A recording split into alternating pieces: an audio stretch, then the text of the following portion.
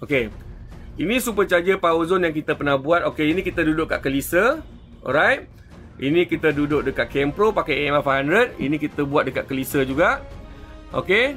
Ini kita buat kat Perdana lah. Ini kita gunakan M90 supercharger yang mana kita gunakan supercharger ni daripada Eaton base. Dia intercooler ada dua. Satu dekat bawah kita gunakan water to air. Lepas tu kita pakai water mask juga nampak kita spray water mask kat sini. Sebab tu saya boleh cerita pasal water mask tuan-tuan Yang ni okey, saya tunjuk pasal satu. Okey. Kalau tuan nak tengok, kita ada buat dua jenis supercharger Okey, yang pertama saya tunjuk ni.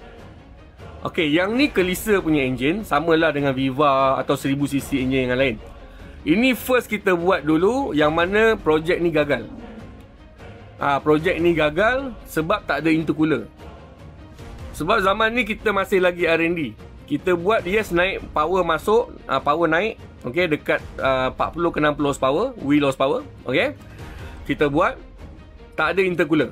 So bila tak ada intercooler, kita pakai dia lama-lama dia akan ada masalah bocor gasket, dia akan masalah macam-macam masalah.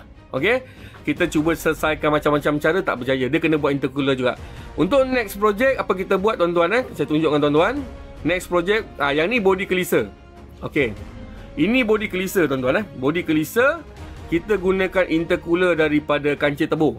Nampak? Intercooler pada kancil tebur. Supercharger duduk kat sini tuan-tuan. Supercharger duduk kat sini, aircon duduk bawah.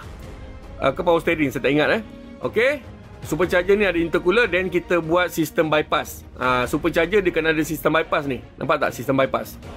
Nah, kalau korang panggil blow off kan, kalau misalnya supercharger dia panggil bypass. Kenapa dia kena bypass tuan-tuan Sebab supercharger ni waktu idle dia dah ada boost.